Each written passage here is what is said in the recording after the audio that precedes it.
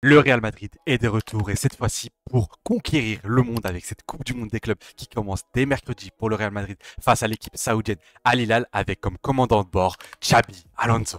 C'est la première de l'entraîneur basse, celui qui a ramené beaucoup de hype autour du Real Madrid pour la saison prochaine. On sait que beaucoup de choses vont changer. Ancelotti n'est plus entraîneur du Real Madrid, mais bien de la sélection brésilienne.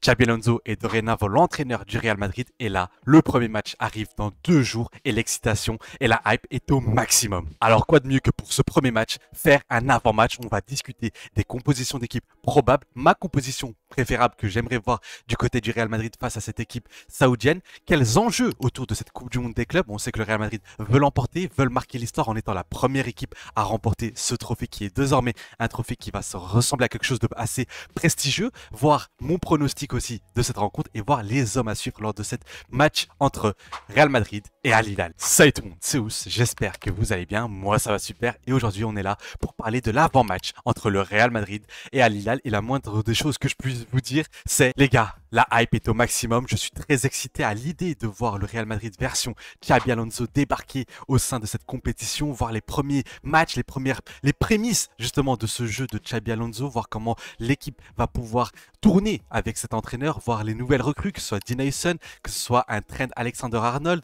Vraiment, tout ça, j'ai hâte de le voir. Compo probable, pronostic et quels seront les joueurs clés de cette rencontre, tout sera dans cette vidéo. Et avant ça, avant d'entrer dans le vif du sujet, je vous invite à liker la vidéo. Comme toujours, l'objectif, c'est les 1000 pouces bleus. Ça ne change pas et vous répondez constamment présent, donc je vous en remercie. N'hésitez pas à vous abonner pour ne pas rater les prochaines vidéos parce que je compte faire ce format assez souvent. N'hésitez pas à me dire ce que vous pensez de ce format. N'oubliez pas votre commentaire et là, je vous laisse avec la vidéo. La Coupe du Monde des clubs, une compétition qui, a priori, semble sans grande importance parce que voilà, ce n'est pas la Ligue des Champions, ce n'est pas le championnat et ce n'est même pas la Coupe du Roi par exemple. Mais on sait que le Real Madrid veut l'emporter. On sait que le Real Madrid veut être la première équipe de l'histoire à remporter cette nouvelle édition de la Coupe du Monde des clubs.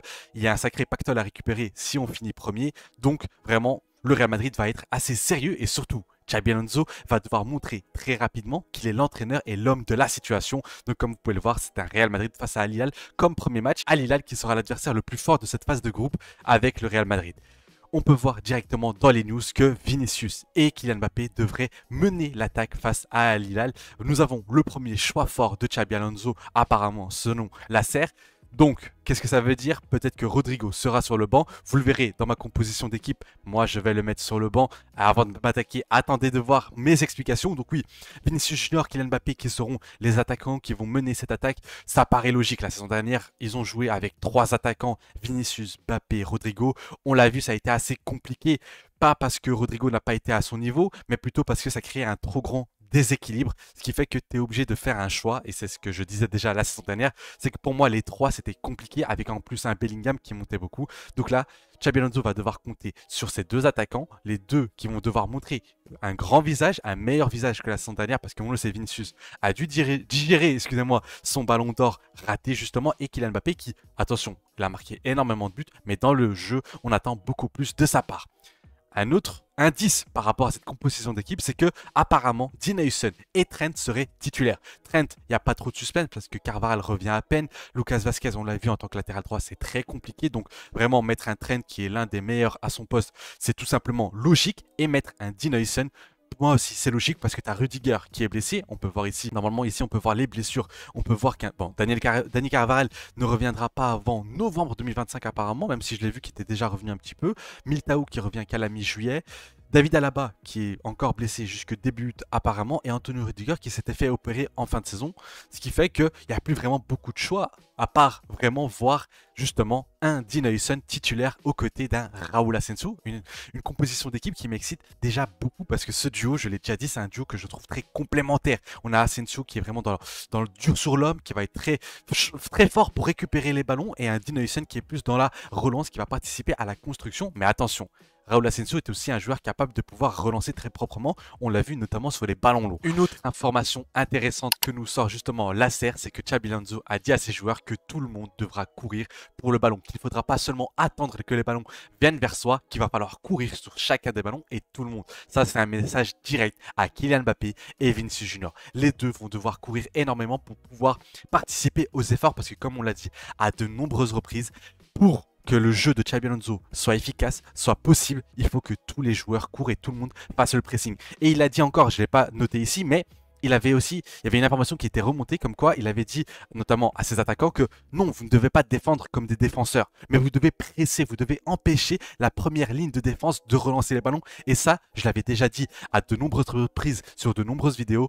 C'est obligatoire, c'est impossible que le Real Madrid puisse exister, en tout cas le Real Madrid de Xabi Alonso puisse exister sans que tous les joueurs, dont les attaquants, puissent courir. C'est fini le 10+1. Comme je vous l'ai dit, on est dans une nouvelle ère, on est dans une ère où l'entraîneur, où le collectif prime avant les joueurs, avant les individualités. Quand tu avais un Ronaldo, quand tu avais un Léo Messi, forcément, c'était plus facile, c'est pas grave s'ils faisaient pas d'efforts. Mais aujourd'hui, quand tu vois le Paris Saint-Germain de Luis Enrique, où tout le monde court, quand tu vois le Liverpool d'Arne Slot, quand tu vois l'Inter d'Inzaghi, bon, l'Inter, on a vu qu'ils ont perdu 5-0 en finale, mais ça restait une très très belle équipe collective. Quand tu vois le Barça d'Hansi Flick, même s'il y a un Lamine Yamal, c'est un collectif qui va faire aussi mettre en avant, en valeur les individualités. Donc c'est pour ça que j'ai voulu noter sur ce match, c'est ça que j'attends aussi beaucoup de la part du Real Madrid, c'est des courses. C'est de voir des joueurs qui en veulent, qui ont faim, qui veulent se battre sur chacun des ballons. Et ils vont voir eux-mêmes directement que s'ils se battent sur chacun des ballons, ils vont pouvoir marquer beaucoup plus de buts. Ensuite, une information du côté de l'équipe saoudienne, du côté du compte d'Actu SPL sur Twitter, n'hésitez pas à vous abonner. C'est vraiment un très très bon compte qui parle d'actualité justement saoudienne. Et Simone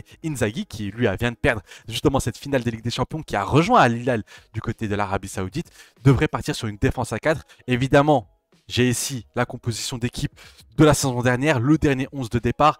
Bon, évidemment, on ne connaît pas grand monde, à part ceux qui sont très connus. On peut noter un Mitrovic qui marque pas mal de buts, qui va faire très attention, notamment dans le jeu aérien. C'est un très bon joueur de tête, il faudra faire très attention. Un Al Daswari qui est vraiment pas mal du côté aussi de l'Arabie Saoudite, qu'on peut le voir, 15 buts, 15 passes décisives la saison dernière, ce qui est vraiment pas mal. On a un Ruben Neves qu'on connaît du côté d'Al Hilal. On a Milinkovic Savic qui lui aussi était un grand crack à l'époque, qui malheureusement est parti du côté de l'Arabie Saoudite. Malheureusement, pourquoi? Parce que c'était un peu du gâchis. Tu as du Renan Lodi du côté de latéral gauche. T'as un Koulibaly au poste de défenseur central, t'as un Cancelo qui n'est pas là, mais un Cancelo qu'on connaît toute sa classe, et un Yacine Bounou au goal. Donc voilà, c'est une équipe assez compétitive par rapport aux autres équipes du groupe justement de ce Real Madrid. On peut le voir juste ici, le groupe du Real Madrid qui va apparaître. Le Real Madrid, il me semble que c'est le dernier groupe. Voilà, donc le Real Madrid va jouer contre Al Hilal, Pachuca et Salzbourg. Donc je pense vraiment que Al Hilal est le gros adversaire de ce Real Madrid lors de cette phase de poule de Coupe du Monde des clubs. Pachuca, ça devrait aller. Il me semble que c'est le dernier match, la finale de la Coupe internationale en décembre où le Real Madrid avait gagné assez facilement.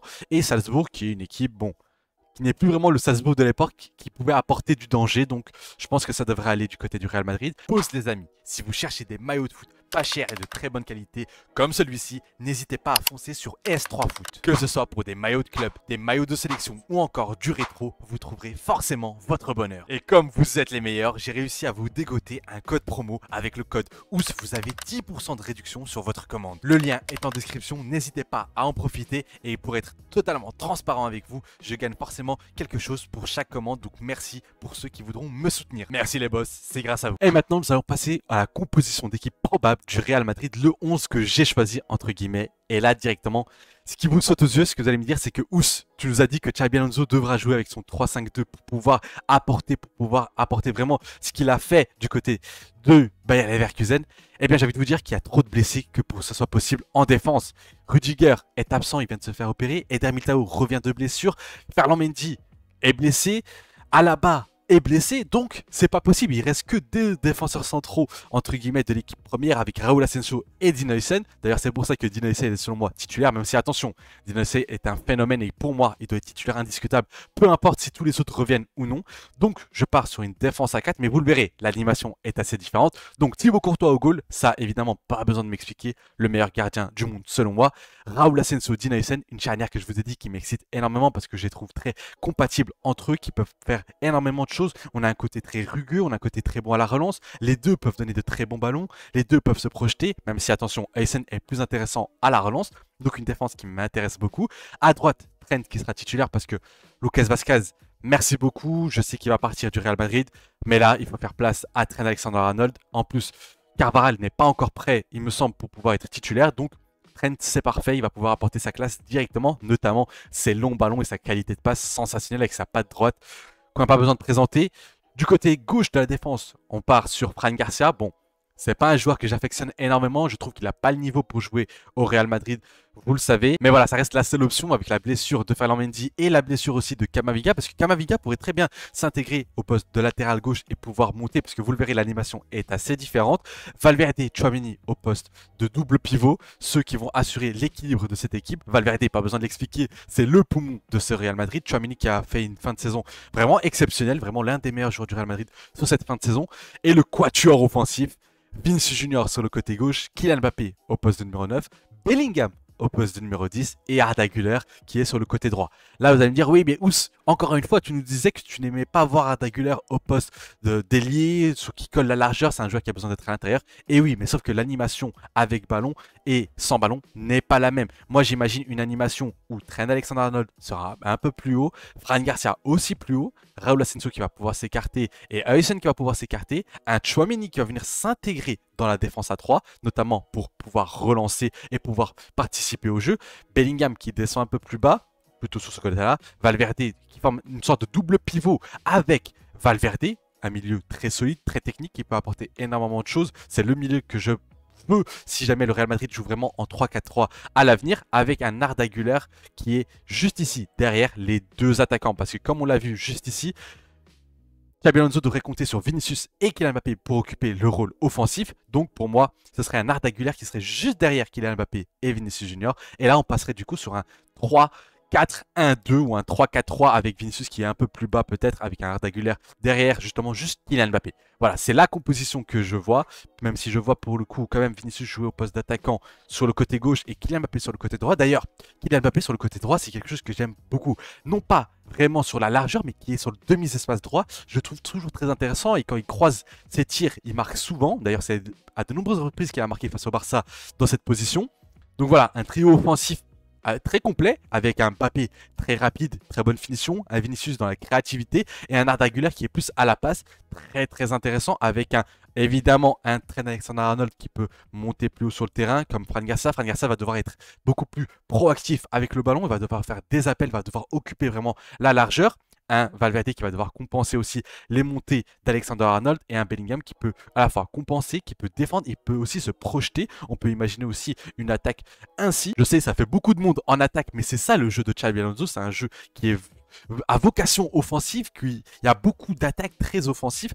Donc voilà, c'est une composition d'équipe que j'imagine. Donc voilà, si on revient en arrière, parce que là ça ressemble plus à grand chose, on repart comme ça, comme ça, comme ça. Et voilà, ce serait la composition d'équipe que j'imagine avec le ballon. Parce que je pense que sur le papier, on va tous voir justement un Arda Güler sur le côté droit, un Vinicius à gauche et un Bellingham en 10 avec Tchouaméni et forcément Valverde au poste de milieu de terrain et des Alexander-Arnold et Fran Garcia au sein de la défense. Donc c'est ça, je pense qu'on va voir du côté du papier, ce qu'on va voir avant que le match commence. Mais je pense que dès que le match commencera et que le Real Madrid aura le ballon, c'est cette composition d'équipe que nous verra. Maintenant, pour passer du côté du pronostic, évidemment, je vois un Real Madrid très motivé. Je vois une équipe de Xabi Alonso qui va vouloir appliquer justement les préceptes qu'aura intégré Xabi Alonso. Attention, si dès le premier match, on ne voit pas directement du très beau football comme on voyait avec le Bayer Leverkusen, il ne faudra pas s'inquiéter. N'oublions pas que Xabi Alonso est là que depuis début juin, donc ça reste d'être assez compliqué de pouvoir tout intégrer. Les joueurs viennent à peine d'arriver.